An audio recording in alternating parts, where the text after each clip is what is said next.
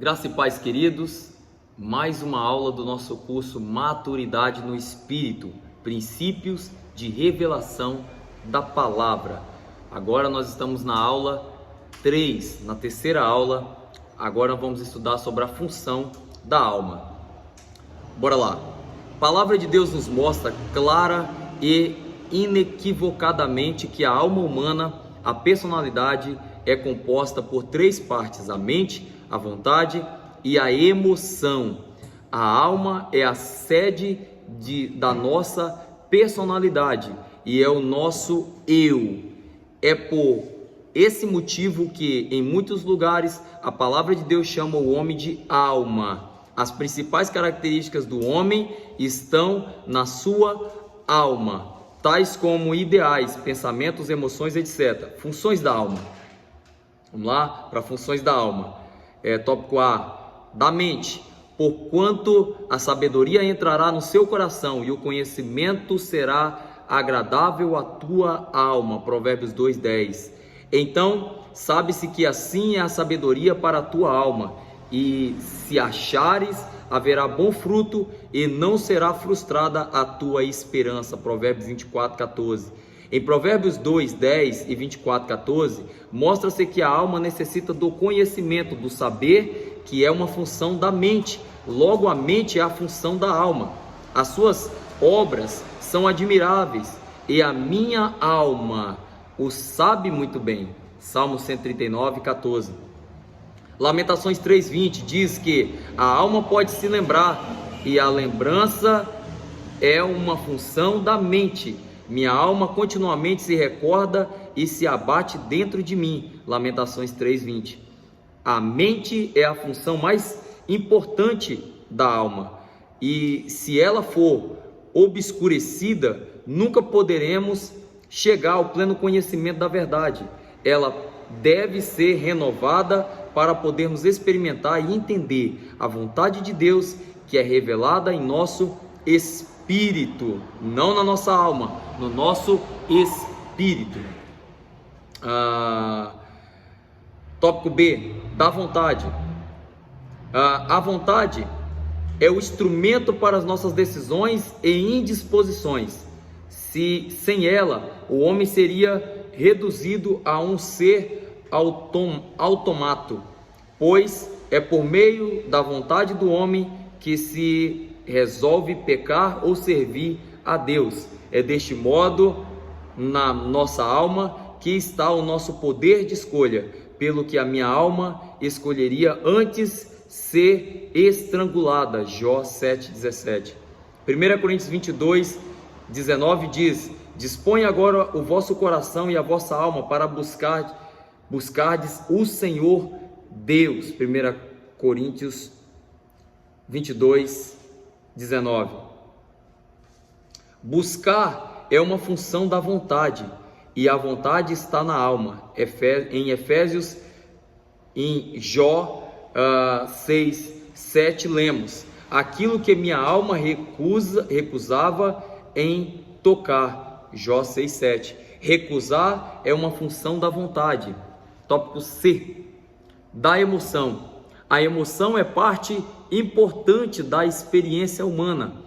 Ela se manifesta de muitas formas, por meio do amor, ódio, pesar, desejo, da alegria, tristeza, saudades, etc. As emoções dão a cor à nossa vida.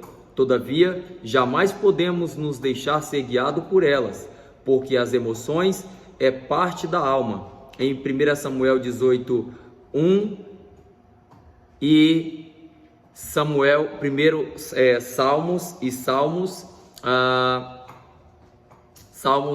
42:1, percebemos que o amor é alguma coisa que surge em nossa alma, provando, portanto, que dentro da alma existe uma função como a emoção. Há em 2 Samuel 5:8, Ezequiel 36:5 e Salmos de 117:18, expressões tais como menosprezo, aborrecimento e desprezo, que são emoções que procedem da alma.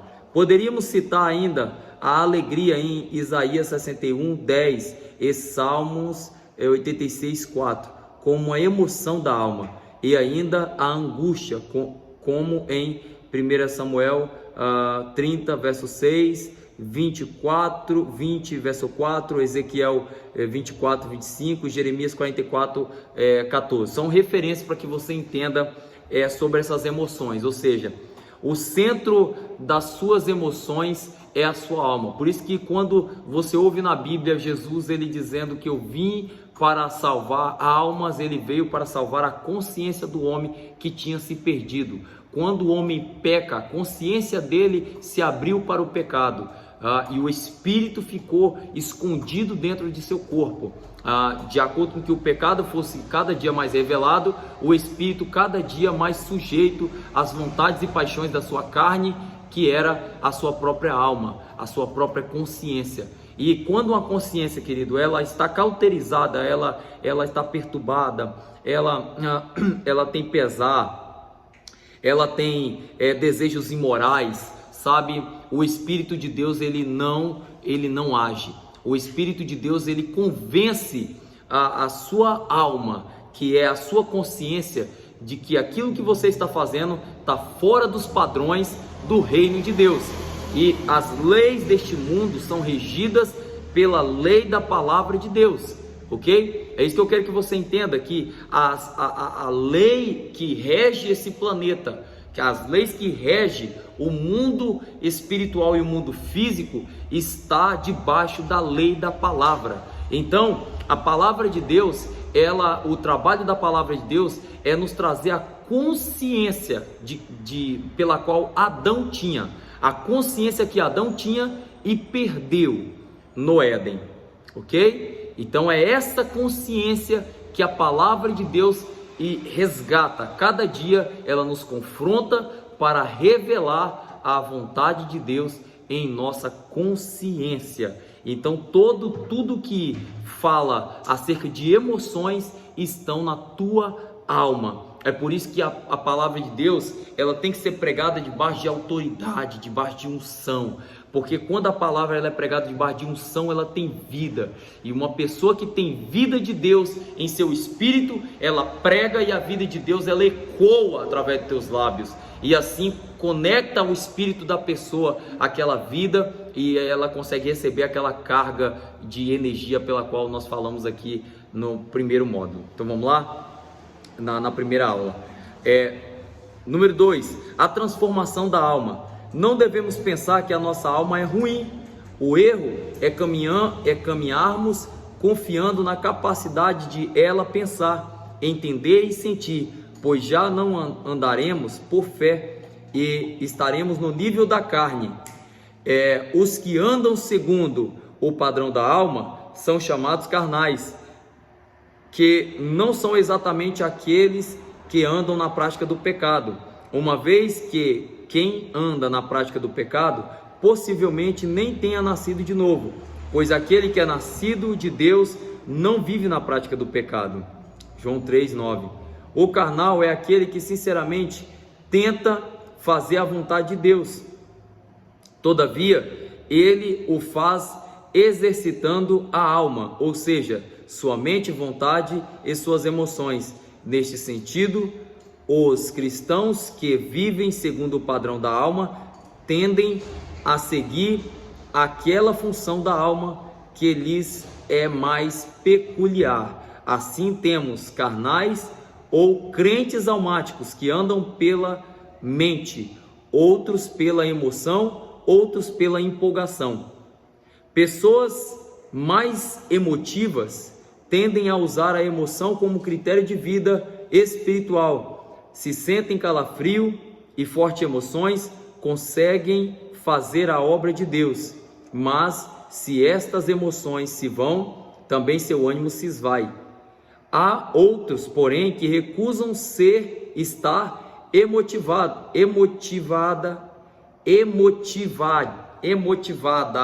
aleluia, meu Deus do céu, que recusam estar emotividade da alma e andam segundo o padrão da mente. Desculpa, gente, por favor, A visão já está meio turva aqui já.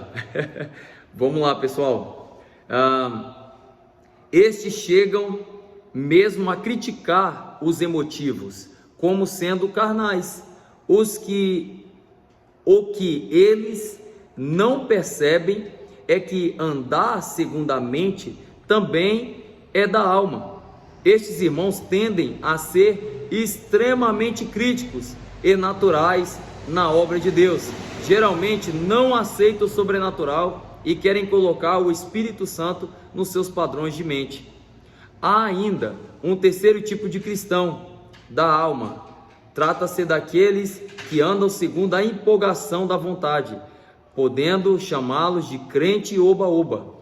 Sempre estão empolgados para realizar alguma atividade, entretanto, o fogo se apaga logo. Não possuem perseverança alguma e chegam mesmo a argumentar em nome de sua pretensa sinceridade. Se eu não estou com vontade, eu não preciso orar e nem ler a Bíblia, pois afinal Deus não quer sacrifício. Parece ser muito piedoso, mas são apenas desculpas da carne para não servir a Deus.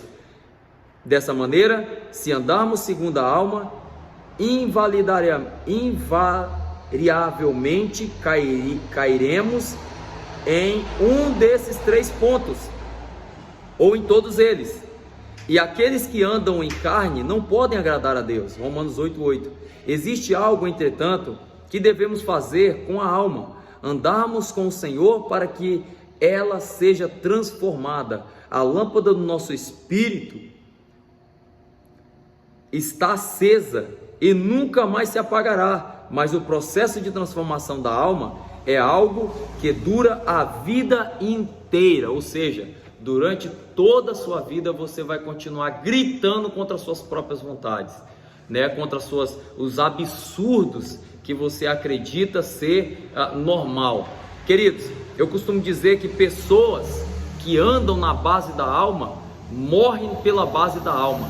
Pessoas que vivem na base do Espírito, elas desfrutam de toda a plenitude da graça que vem do Espírito de Deus para o nosso espírito.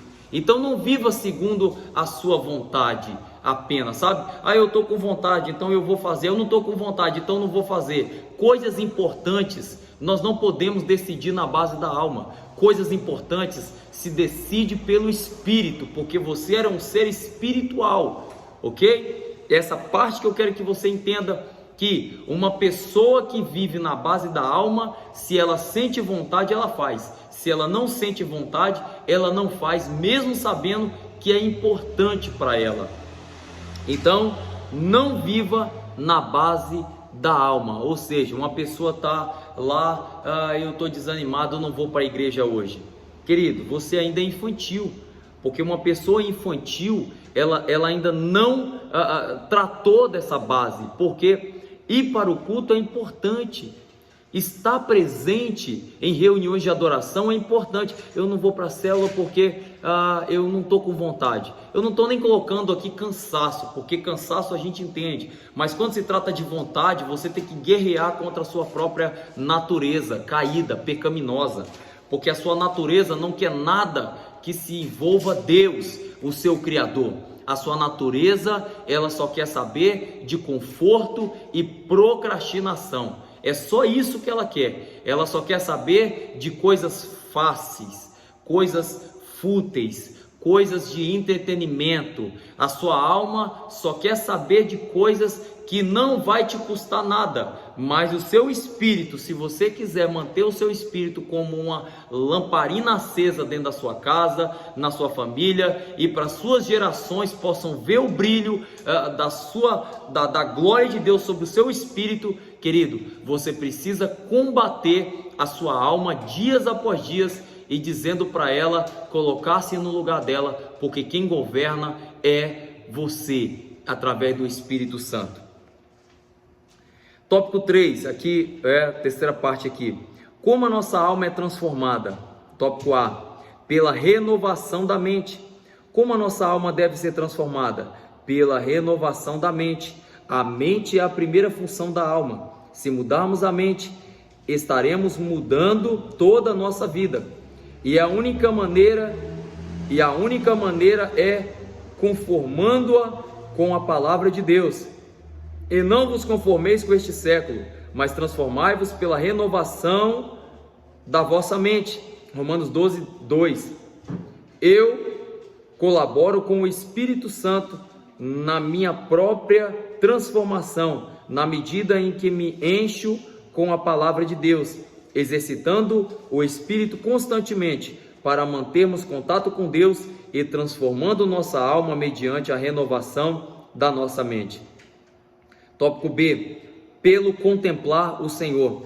E todos nós, com o rosto desvendado, contemplando como por espelho a glória do Senhor, fomos transformados de glória em glória na sua própria imagem, como pelo Senhor, o Espírito.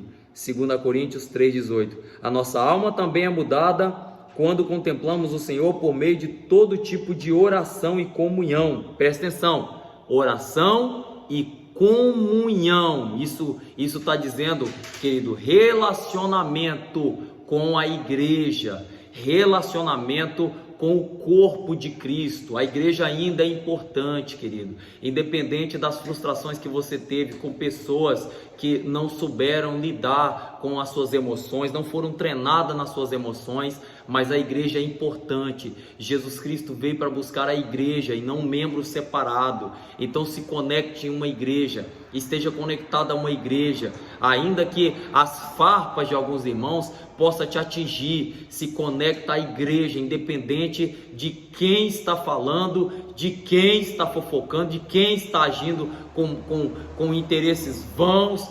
Eu não vou para a igreja porque pessoas são ruins. Querido meu irmão, minha irmã querida, presta atenção. A igreja não é um lugar de gente perfeita, é um lugar de gente que busca a perfeição. E nem todos os lugares você vai ver a Bíblia como centro de educação. Então, quero te dar um conselho básico aqui. Querido, fuja de lugares onde a Bíblia não é o centro de referência, aonde a igreja só vive na base do movimento, sabe?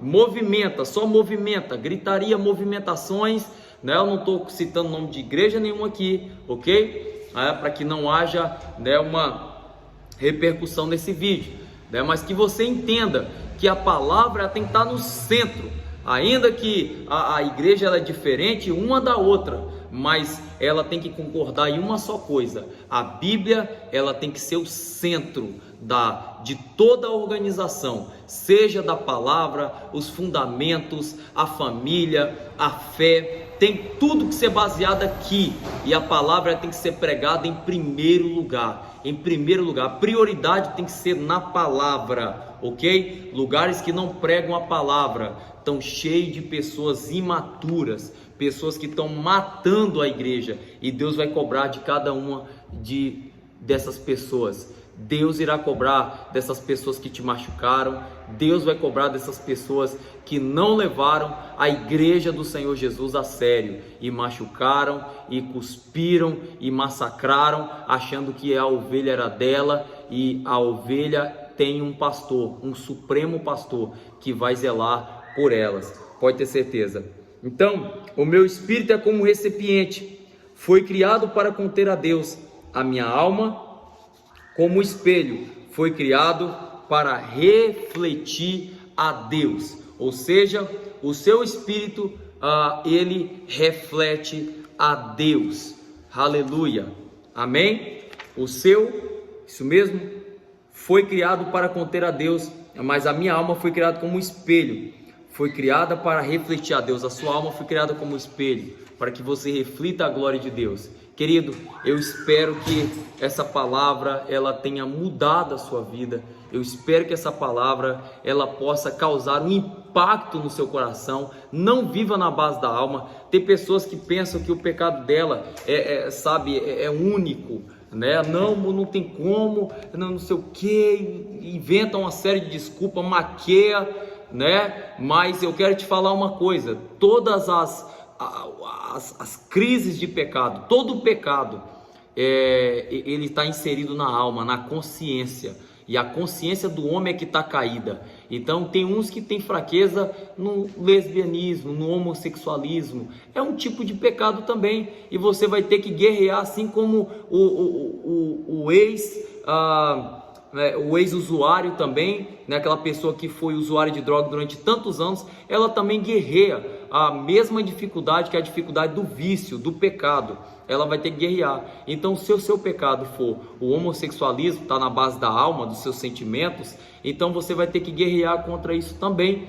E se seu pecado for na área da masturbação, ou na área da pornografia, ou na área da qualquer imoralidade sexual, ou qualquer coisa que exponha, que você não consegue expor em público, sabe, aquela imoralidade, então você está vivendo na base da consciência corrompida, e você precisa se arrepender e lutar contra isso. Sabe quando você vai vencer? Quando você partir deste mundo para a eternidade, ou quando Jesus vier e te dar um corpo glorificado. Até lá, a guerra ela tem que ser diária. Você vence hoje, você vence amanhã, e sabe como você vence? Orando e buscando pelo Senhor. Não viva na base dos seus sentimentos. O seu sentimento, ele pode te enganar. Ele pode te enganar, ele pode te maquiar, ele pode ditar para você: não faça isso por causa daquilo, mas é você que vai decidir entre o bom e o mal, entre o certo e o errado, entre aquilo que deve fazer e o que não deve fazer. Queridos, que a minha oração é que você viva plenamente sobre o Espírito de Deus, e que a sua alma ela se esconda no Espírito de Deus, para que a sua vontade se torne a vontade de Deus, e você e Deus seja um. Eu espero ter te ajudado, espero que essa aula tenha sido divisor de águas sobre a tua vida.